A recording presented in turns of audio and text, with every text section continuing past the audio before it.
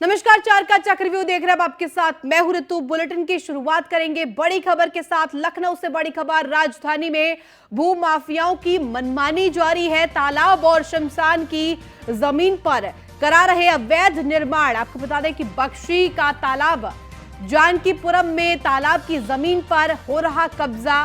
DM ने जांच के निर्देश दिए हैं, फिर भी नहीं रुका निर्माण। आपको बता दें कि अधिकारी और बिल्डर्स की मिलीभगत से सरकारी जमीन पर कब्जा हो रहा। आपको बता दें जांच की अधूरी रिपोर्ट लगाकर क्लीन चिट दे दी गई।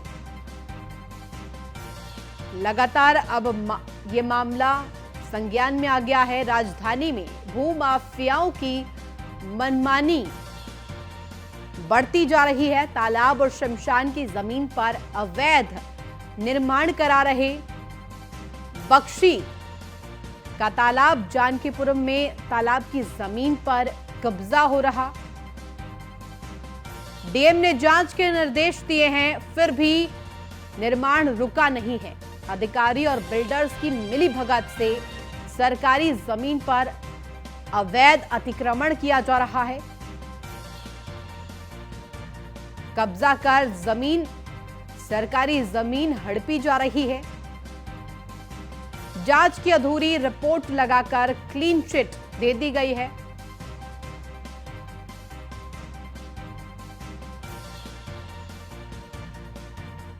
लखनऊ से, राजधानी लखनऊ से ये बड़ी खबर, जहां भू माफियाओं की मनमानी लगातार बढ़ती ही जा रही है। तालाब और शमशान की जमीन पर अवैध निर्माण करा रहे हैं भू माफिया, जिसमें कि बख्शी का तालाब, जानकीपुरम में तालाब की जमीन पर कब्जा हो रहा। और ज्यादा जानकारी के साथ हमारे संवाददाता नीलेश चौहान हमारे साथ फोन लाइन पर जुड़ गए हैं। नीलेश, लगातार ये मनमानी देखी गई है और खासतौर पर राजधानी की अगर हम बात करें, भू माफियाओं के जो हौसले हैं वो लगातार बुलंद नजर आ रहे हैं। भू माफियाओं ने लगातार अवैध अतिक्रमण कर निर्माण कार्य जारी रखा है। निर्देश भी डीएम ने दिए, लेकिन इसके बावजूद भी इस पर कोई रोक नहीं है। देखिए, बिल्कुल आपको बता दूं कि राजधानी लखनऊ में जो भूमाफिया हैं उनकी नजर सरकारी जमीनों पर बनी रहती है, जिसका नतीजा है कि बड़े पैमाने पर सरकारी जमीनों पर भूमाफियाओं का कब्जा है। हालांकि लखनऊ विकास प्राधिकरण लगातार जमीनों को चिन्हित करके उनसे खाली कराने का काम कर रहा है, लेकिन उसके बावजूद एक ताजा मामला लखनऊ के बख्शी तालाब तहसील क्षेत्र के अंतर्गत जानकीपुरम सेक्टर आई का सामने आया, जहां पर सरकारी जमीन का जो तालाब है उस पर कुछ भूमाफियाओं ने जबरन कब्जा कर लिया है। डीएम ने जांच के निर्देश दिए, फिर भी निर्माण कार्य अभी तक नहीं रोका गया है। बड़ा सवाल ये उठता है कि तालाब की बेशकीमती जमीन पर भूमाफिया और बिल्डर मिली भगत करके कब्जा करके उसको बेचने का काम कर रहे हैं। दूसरी ओर डीएम के निर्देश भी वहां पर धराशायी नजर आते हैं। अब देखना होगा कि लखनऊ विकास प्राधिकरण किस तरीके से इन भूमाफियाओं के ऊपर कार्रवाई करता है, क्योंकि जिस जगह पर ये निर्माण कार्य कराए जा रहे हैं वो सरकारी जमीन है और सरकारी जमीन में तालाब के रूप में दर्ज है। ऐसे में उस तालाब को अतिक्रमण किया जा रहा है। दूसरी ओर सरकार लगातार ये प्रयास कर रही है कि नीलेश, क्योंकि लगातार भ्रष्टाचार पर शिकंजा कसा जा रहा है। यूपी सरकार लगातार कवायद करती हुई दिखाई देती है, लेकिन जो ये मामला सामने आया है सीधे तौर पर सवालिया निशान खड़ा करता है, क्योंकि अधिकारी और बिल्डर्स की मिली भगत से धड़ल्ले से निर्माण कार्य हो रहा है।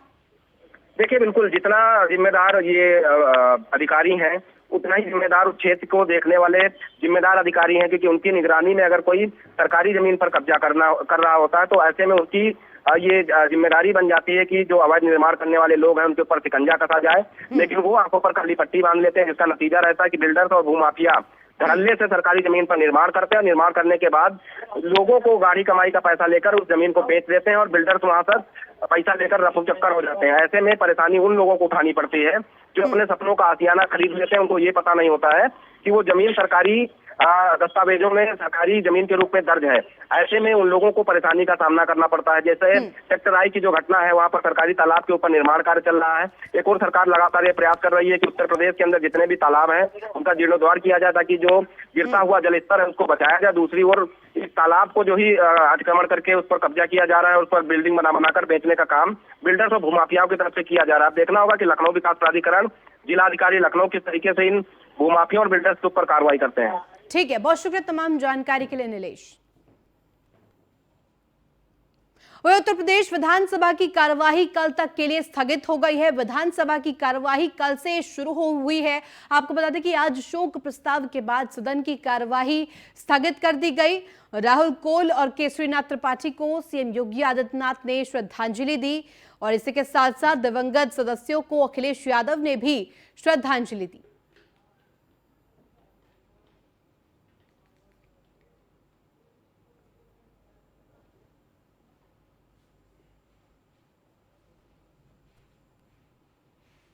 उत्तर प्रदेश विधानसभा के पूर्व अध्यक्ष और पूर्व राज्यपाल श्री केसरीनाथ त्रिपाठी जी समेत हमारे अन्य माननीय सदस्य हैं जिनका मैं उल्लेख करना चाहूंगा। श्री केसरीनाथ त्रिपाठी जी उत्तर प्रदेश विधानसभा के पूर्व अध्यक्ष और पश्चिमी बंगाल के पूर्व राज्यपाल के रूप में उन्होंने अपनी अत्यंत महत्वपूर्ण सेवा प्रदेश को और देश को उपलब्ध करवाई। 1977 से वर्ष 2007 तक वे 6 बार विधानसभा के सदस्य रहे तथा 3 बार उत्तर प्रदेश विधानसभा के अध्यक्ष रहे। विधानसभा के अध्यक्ष के रूप में सदन का संचालन उन्होंने बड़ी कुशलता से किया। श्री केसरीनाथ त्रिपाठी लंबे समय तक पश्चिम बंगाल के राज्यपाल रहे। इसके साथ साथ उन्हें मेघालय, मिजोरम तथा बिहार के राज्यपाल का अतिरिक्त प्रभार भी मिला था। श्री केसरीनाथ त्रिपाठी कानून और संवैधानिक विषयों के जानकार थे। इलाहाबाद उच्च न्यायालय में उन्होंने एक वरिष्ठ अधिवक्ता के रूप में वही देश भर में 72 जगहों पर एनआईए की बड़ी कार्रवाई देखी गई। दिल्ली, यूपी समेत कई राज्यों में एनआईए की छापेमारी की गई है। पंजाब, हरियाणा, राजस्थान और एमपी में यह छापेमारी हुई। नोएडा और गाजियाबाद में भी एनआईए की छापेमारी जारी है। आजमगढ़, पीलीभीत, बुलंदशहर, प्रतापगढ़ और अयोध्या वो जिले जहां पर उत्तर प्रदेश में भी छापेमारी हुई है। पीलीभीत में भी आर्म्स सप्लायर के घर में एनआईए की छापेमारी देखी गई। इसके साथ साथ गुजरात में भी कई ठिकानों पर एनआईए ने छापा मारा। आपको बता दें कि टेरर फंडिंग मामले में देश भर में एनआईए की छापेमारी जारी है। गैंगस्टर केस को लेकर राष्ट्रीय जांच एजेंसी ने छापेमारी की है। मामला टेरर फंडिंग से जुड़ा हुआ और इसी के साथ साथ हथियारों की सप्लाई से जुड़े नेटवर्क पर एक साथ रेड पड़ी है। बड़ी खबर इसलिए भी क्योंकि लॉरेंस बिश्नोई गैंग और बवाना गैंग पर भी कार्रवाई की गई है। एक साथ करीब 12 गैंगस्टर्स के खिलाफ ये बड़ी कार्रवाई हुई है। एक साथ एनआईए ने देश भर में छापेमारी की है। पंजाब, हरियाणा, राजस्थान और एमपी समेत तमाम ये जो राज्य जहां एनआईए ने छापा मारा है टेरर फंडिंग से जुड़े हुए मामले को लेकर, टेरर फंडिंग के मद्देनजर ये छापेमारी की कार्रवाई की गई है। इसके के साथ साथ हथियारों के सप्लाई को लेकर सप्लायर्स पर भी शिकंजा कसने के लिए ये छापा मारा है। और ज्यादा जानकारी के साथ हमारे संवाददाता नीलेश चौहान हमारे साथ फोन लाइन पर जुड़ गए हैं। नीलेश, आज देश भर में एनआईए की बड़ी कार्रवाई देखी गई। देश भर में कई जगहों पर एनआईए ने छापा मारा और टेरर फंडिंग के मद्देनजर ये महत्वपूर्ण खबर, क्योंकि लगातार बाहरी ताकत जिस तरह से क्राइम रेट बढ़ा रहे हैं देश में, बाहरी ताकतों के जरिए, फंडिंग के जरिए देश में एक माहौल बनाने की कोशिश की जाती है जिसमें कि टेररिस्ट आतंक फैलाते हैं। देखिए, बिल्कुल आपको बता दूं कि पूरे देश में 70 जगह एनआईए की टीम छापेमारी कर रही है, जिसमें हम बात करें पंजाब, हरियाणा, राजस्थान, दिल्ली, चंडीगढ़, उत्तर प्रदेश, गुजरात, मध्य प्रदेश और अन्य तमाम जनपदों और प्रदेश के स्तर पर लगातार एनआईए की टीम छापेमारी कर रही है। ये छापेमारी इस लिहाज से की जा रही है क्योंकि देश भर में जो है एक आतंकी माहौल बनाने का जो प्रयास किया जा रहा था, उसकी जब जानकारी एनआईए को हुई, जो कि लगातार ये प्रयास करती है कि उत्तर प्रदेश और देश में जो एनआईए जब छापेमारी करती है तो ऐसे लोगों को चिन्हित किया जाता है जो माहौल खराब करने के प्रयास में रहते हैं। कहीं ना कहीं उन्हीं तमाम चीजों को लेकर जो है गैंगस्टर केस को लेकर ये छापेमारी की जा रही है। टेरर फंडिंग और हथियारों की सप्लाई से जुड़े नेटवर्क को लेकर एनआईए की कई राज्यों की कई शहरों में एक साथ छापेमारी हुई है। यूपी के आजमगढ़, पीलीभीत, प्रतापगढ़ और अयोध्या में छापेमारी हुई है। यूपी के पीलीभीत आम सप्लायर के घर छापेमारी हुई है, क्योंकि लगातार ये कहा जा रहा था कि जो ये माहौल बिगाड़ने वाले लोग हैं उनको आर्म्स की सप्लाई भी की जा रही है। एनआईए के सूत्रों के मुताबिक गैंगस्टर केस में एजेंसी अब तक लॉरेंस बिश्नोई गैंग के बवाना गैंग के साथ ही करीब दर्जन भर गैंगस्टर से कर चुकी है पूछताछ, और कई लोगों को अभी भी हिरासत में लेकर पूछताछ जारी है। गैंगस्टर आतंकी संगठन को जो गठजोड़ इस समय देखने को मिल रहा था, उसको तोड़ने नीलेश, के लिए क्या कुछ अपडेट आपके पास है अभी? क्या कुछ बरामदगी हो पाई है या फिर इस छापेमारी में क्या ग्रोथ एनआईए को मिल पाई है? देखिए, बिल्कुल आपको बता दें एनआईए की देश की कई हिस्सों में 6 महीनों में चौथी बड़ी छापेमारी है। पिछले 3 महीनों की अगर हम एनआईए की छापेमारी की बात कर लें, जिसमें लॉरेंस बिश्नोई गैंग से पूछताछ की गई थी, साथ ही साथ तमाम लोगों को गिरफ्तार किया गया था। इस बार की अगर हम छापेमारी की बात करें, जिसमें उत्तर प्रदेश, पंजाब, हरियाणा से तमाम ऐसे साक्ष्य बरामद एनआईए को हुए हैं, जो ये साफ तौर पे कह रहे हैं कि एनआईए को ये दस्तावेज और साक्ष्य मिले हैं, जिससे कि हो रहा है कि टेरर फंडिंग की जा रही थी, साथ ही साथ हथियारों की सप्लाई इन लोगों को की जा रही थी। उत्तर प्रदेश और देश के अलग अलग प्रदेशों में माहौल खराब करने की जो कोशिश की जा रही थी, प्रमुख गैंगस्टर संगठन जो आतंकी संगठनों से मिलने के प्रयास में थे, उन तमाम लोगों को तोड़ने के लिए छापेमारी की गई है। ये भी बताया जा रहा है कि कुलविंदर सिंह गैंगस्टर लॉरेंस बिश्नोई के साथ लंबे समय से जुड़ा था, उसको भी हिरासत में लिया गया है। तो कहीं ना कहीं कुलविंदर सिंह की अगर हम देखें तो अंतर्राष्ट्रीय स्तर पर ड्रग सिंडिकेट चलाने वाला ये काम करता है। तो ऐसे में तमाम चीजों को लेकर, चाहे वो हथियारों की सप्लाई को लेकर हो, ड्रग सप्लाई को लेकर हो, टेरर फंडिंग को लेकर हो, कई विषयों को लेकर एनआईए की टीम छापेमारी कर रही है। तमाम अहम दस्तावेज एनआईए के हाथ लगे हैं। ठीक है, बहुत शुक्रिया तमाम जानकारी के लिए। आगे भी आपसे अपडेट लेंगे। वहीं यूपी पर्यटन विभाग के उपनिदेशक ने आत्महत्या की है। डीडी विमलेश औदित्य ने बिल्डिंग से कूदकर जान दी है। आपको बता दें कि बड़ी खबर लखनऊ से, जहां यूपी पर्यटन विभाग के उपनिदेशक ने आत्महत्या की है। डीडी विमलेश औदित्य ने बिल्डिंग से कूदकर जान दी है। मुंबई में घर की 12वीं मंजिल से कूदकर आत्महत्या की है। लखनऊ में पर्यटन निदेशालय में तैनात थे विमलेश, और इसके बाद आपको बता दें कि विभागीय प्रमुख सचिव से परेशान थे उपनिदेशक विमलेश इसी साल दिसंबर में रिटायर होने वाले थे। यूपी पर्यटन विभाग के उपनिदेशक जिन्होंने आत्महत्या की है, मुंबई में घर की 12वीं मंजिल से कूदकर आत्महत्या की है। यूपी पर्यटन विभाग के उप निदेशक है विमलेश, जिन्होंने आत्महत्या की है। बिल्डिंग से कूदकर जान दी। आपको बता दें कि लखनऊ में पर्यटन निदेशालय में तैनात थे विमलेश, जो कि विभागीय प्रमुख सचिव से परेशान बताए जा रहे थे। ये बात सामने आई थी कि विभागीय प्रमुख सचिव से परेशान है वो। विभागीय प्रमुख सचिव से परेशानी की बात सामने आई थी, और अब उपनिदेशक विमलेश ने आत्महत्या की है। इसी साल दिसंबर में रिटायर होने वाले थे, जिससे कि पहले ही विमलेश ने आत्महत्या की है।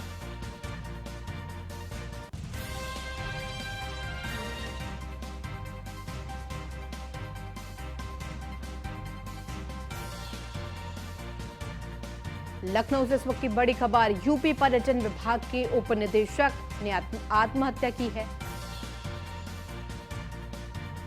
मुंबई के घर में 12वीं मंजिल से कूदकर आत्महत्या की है।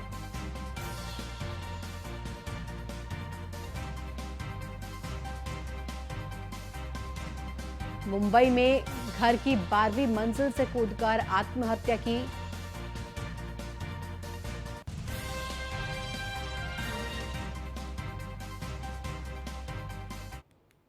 वहीं लखनऊ में बजट सत्र के दौरान भदोही से सपा विधायक जाहिद बेग साइकिल से विधानसभा पहुंचे। इस दौरान उन्होंने योगी सरकार पर जमकर निशाना साधा। उन्होंने कहा कि योगी सरकार आम जनता के साथ बहुत ही ज्यादती कर रही है। कानपुर में गरीबों पर गलत तरीके से बुलडोजर चलाया गया।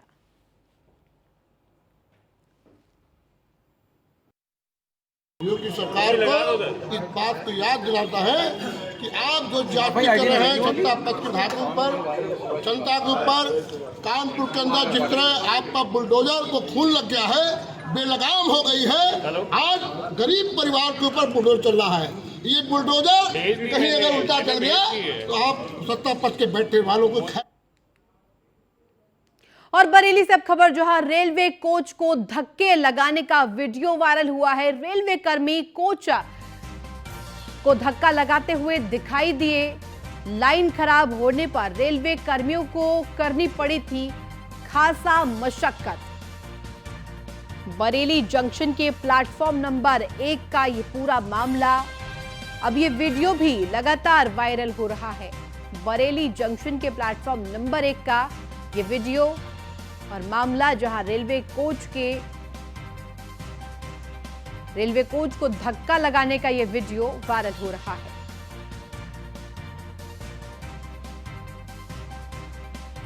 रेलवे कर्मियों ने कड़ी मशक्कत के साथ लाइन खराब होने पर रेलवे कोच को धक्का मारा।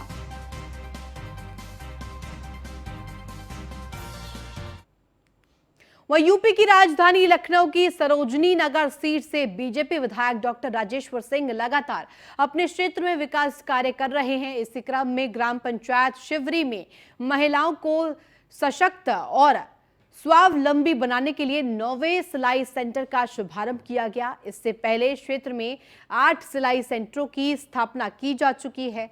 यहां महिलाओं को प्रशिक्षण दिलाकर उन्हें आत्मनिर्भर बनाया जा रहा है। वहीं डॉक्टर राजेश्वर सिंह ने 10 सिलाई मशीनें महिलाओं को प्रदान की।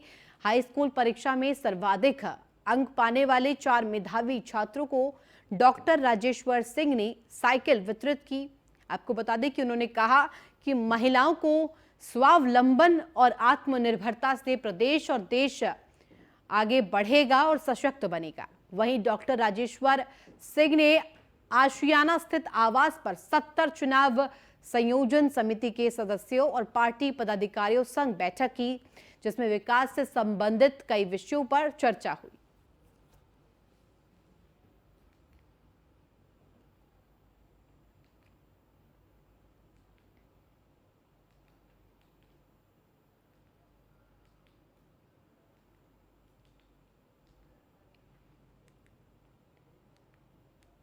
वहीं लखनऊ से अब खबर, जहां एसडीओ जेबी सिंह के बाद एसडीओ आशुतोष तिवारी बने चर्चा का विषय। बिजली चोरों पर एसडीओ लगाम लगाने में पीछे और टीसी कनेक्शन देने के नाम पर जमकर लूट होती है। निर्धारित शुल्क से ज्यादा वसूली होती है और आपको बता दें कि उपभोक्ता को बिल निर्धारित शुल्क का ही दिया जाता है।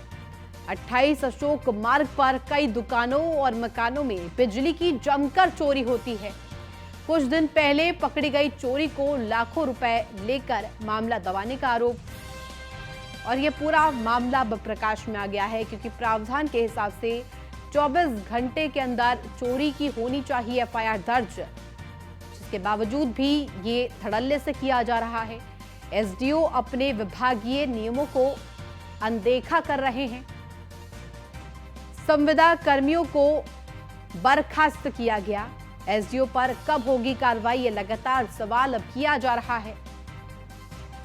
संविदा कर्मियों को तो बर्खास्त कर दिया गया है, लेकिन एसडीओ पर आखिर अब कार्रवाई कब होगी, ये सवाल लगातार उठाया जा रहा है। बिजली चोरों पर एसडीओ लगाम लगाने में फेल साबित हुए। टीसी कनेक्शन देने के नाम पर जमकर लूट होती, निर्धारित शुल्क से ज्यादा वसूली की जा रही थी। उपभोक्ता को बिल निर्धारित शुल्क का ही दिया जाता था। ये खास बात क्योंकि उपभोक्ता को जो शुल्क है उसी के हिसाब से वहीं रायबरेली में दबंगों ने नाबालिग बच्चे पर हमला कर दिया, जिसके चलते वो गंभीर रूप से घायल हो गया। बता दें कि कूड़ा उठाने को लेकर विवाद हुआ था, जिसमें लगभग आधा दर्जन लोगों ने मिलकर बच्चे को लाठियों से पीटा, जिसके चलते बच्चे का हाथ फ्रैक्चर हो गया। वहीं सूचना पर पहुंची पुलिस ने घायल को अस्पताल में पहुंचाया। ये पूरा मामला बछरावा कोतवाली क्षेत्र के खैरानी गांव का है।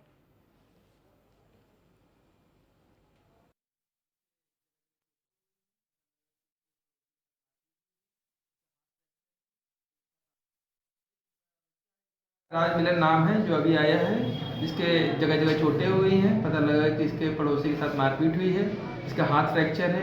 इसका प्राथमिक इलाज करके इसको जिला अस्पताल रेफर किया है। एक बच्चा है जिसका राज मिलन नाम है जो अभी आया है, जिसके जगह जगह चोटें हुई हैं। पता लगा कि इसके पड़ोसी के साथ मारपीट हुई है, इसका हाथ फ्रैक्चर है। इसका प्राथमिक इलाज करके इसको जिला अस्पताल रेफर किया है। वहीं जौनपुर के बक्सा थाना के 2 सिपाही पर हमले के मामले में पुलिस ने 70 लोगों के खिलाफ एफआईआर दर्ज किए हैं, जिसके बाद थाना प्रभारी अपनी पुलिस टीम समेत बड़ी संख्या में पहुंची और दर्जन भर महिला पुरुष को हिरासत में लिया। बता दें कि करतिहा गांव इमामबाड़ा के पीछे का दरवाजा रोकने गए 2 पुलिसकर्मियों पर कुछ लोगों ने हमला किया था। वहीं मुस्लिम महिलाओं का आरोप है कि कई लोगों का इस मामले से कोई लेना देना नहीं है। उसके बाद भी पुलिस मारते पीटते उठा ले गए। वहीं आला अधिकारियों से जब न्यूज़ 1 इंडिया ने बात करनी चाही तो उन्होंने साफ इनकार कर दिया, कहा कि इस मामले में कोई जानकारी उन्हें नहीं है।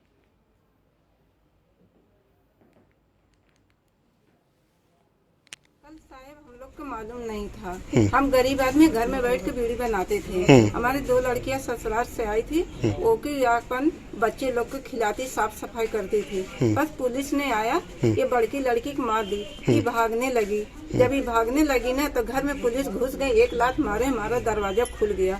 उसको घर में जाके बच्चे गोदी में लिए थे, मारे गए। साहब हमने कुछ नहीं किया, कहे नहीं, बस माझी लड़की के उसको भी मार दिए। मार करके हमारी लड़की अपनी बच्ची लेके भाग गई। कहाँ गई कहाँ नहीं गई, तब उसके बाद हमने पता लगा। शाम के आई, उसके सास ससुर ने फोन किए, हम बता दिए। सुबह आए, लेकर के चले गए। बस इतनी बात है। हमने कहीं देखा नहीं, किसी को नहीं देखा। तो मारने वाली महिला कांस्टेबल थी कि पुलिस सिपाही थे? हमने किसी को देखा नहीं। हम घुस के घर में जाकर हमें बहनियों को मार दिए, दोनों के। क्या नाम है आपका? परवीन नाम है। कौन सा गांव है? क्या हुआ था कल? हम देखा मार के तक हालांकि हम मार के घर में घुस गए, हाथ तो दरवाजे तो हमें बहन को मारे। आपको भी मारा था? हाँ। कैसे, लाठी से कि पैर से? हाथे से। अच्छा। मार दंदा नाम मारे, दंदा मार पैर हाथ अपन दूल्हा पे कांच खिलाए साहब। हम लोग कौन की बाल ना, हम आदमी ना लायक की है। कल इस समय बक्सा थाना क्षेत्र के करतिहा गांव में मौजूद हैं, जहां पर कल इमामबाड़ा को लेकर यहां पर थोड़ी झड़प हुई थी, जिसमें पुलिस का आतंक इस गांव में साफ दिखाई दिया है। कई महिलाओं को मारते घसीटते हुए पुलिस वाले ले गए हैं। 150 लोगों के ऊपर लगभग मुकदमा भी दर्ज किया है बक्सा थाना अध्यक्ष ने। और हम आपको दिखा दें कि देखिए कितना भय है यहाँ गाँव वालों को, कि लगभग दर्जनों घर में ताले लगे हुए हैं। पूरी तरह से यहाँ की महिलाएं पूरी तरह से दहशत में हैं, और यहाँ के जो पुरुष हैं पूरी तरह से घर छोड़कर पलायन हो चुके हैं। सभी घरों में देखिए लगभग ताले लटके हुए हैं। आपको ये दिखा रहे हैं कि ये करतिहा गाँव है। देखिए सब लोग पुलिस की आतंक से सब लोग ताले लगाकर घर छोड़कर फरार हुए हैं। और यहाँ पर महिलाओं में काफ़ी दहशत है, क्योंकि यहाँ पर कुछ महिलाओं से हमने बात किया तो उनका साफ कहना है कि जिस हिसाब से कल थाना अध्यक्ष बक्सा ने महिलाओं के ऊपर आतंक किया है, कई मुस्लिम महिलाओं और लड़कियों को बिना पर्दा किए हुए उनको घसीटते हुए अपने साथ ले गए हैं, मारते पीटते हुए ले गए हैं। साफ कहना है कि घरों में लात से मारकर तोड़कर महिलाओं को लाठी डंडे से पीटा है। ये साफ प्रतीत होता है। यहाँ जितनी महिलाएं हैं उनसे मैंने बात किया तो उनका साफ, उनके चेहरों पर काफ़ी दहशत है। उनका साफ कहना है कि पुलिस का आतंक इतना था कि यहाँ की जो पर्दे वाली महिलाएं थी, क्योंकि लगभग यहाँ पर 80% सब मुस्लिम महिलाएं हैं, उनका साफ कहना है कि यहाँ पर बिना पर्दे की महिलाओं को मारते घसीटते अपने साथ ले गए। इस समय वहीं बागपत के रमाला थाना क्षेत्र में युवक को मोटरसाइकिल से स्टंट करना भारी पड़ गया। सोशल मीडिया पर वीडियो वायरल होने के बाद पुलिस ने मामले का संज्ञान लिया और युवकों को गिरफ्तार कर लिया है। साथ ही मोटरसाइकिल को भी पुलिस ने सीज कर लिया है। बता दें कि युवक ने नेशनल हाईवे पर बाइक पर स्टंट दिखाया था।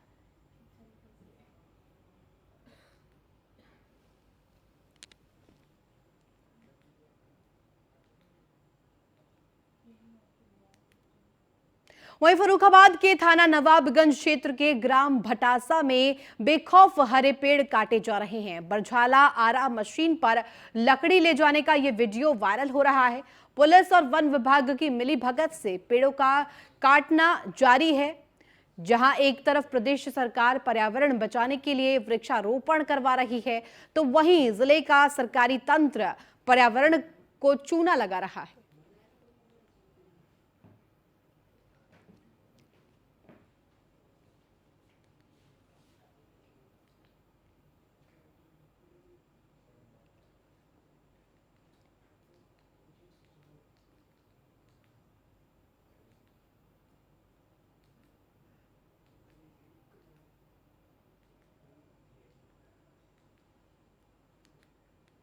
वह यूपी बोर्ड 10वीं और 12वीं की चल रही हैं परीक्षाएं। परीक्षा को नकल विहीन बनाने को लेकर सख्ती। माध्यमिक शिक्षा मंत्री गुलाब देवी ने राज्य स्तरीय कंट्रोल रूम का औचक निरीक्षण किया और सख्ती से परीक्षा करने के लिए निर्देशित भी किया। छात्रों से भी अपील की और प्रदेश के परीक्षा केंद्रों का जायजा लिया और जायजा लेते हुए औचक निरीक्षण किया है परीक्षा केंद्रों का, जहां प्रदेश के परीक्षा केंद्रों का खुद जाकर जायजा लेती हुई नजर आई। तस्वीरों के माध्यम से हम आपको दिखा रहे हैं। माध्यमिक शिक्षा मंत्री सख्ती के साथ परीक्षाओं को नकल विहीन बनाने के लिए सख्त नजर आई, जहां उन्होंने औचक निरीक्षण किया। परीक्षा केंद्रों पर जाकर कंट्रोल रूम में भी औचक निरीक्षण किया।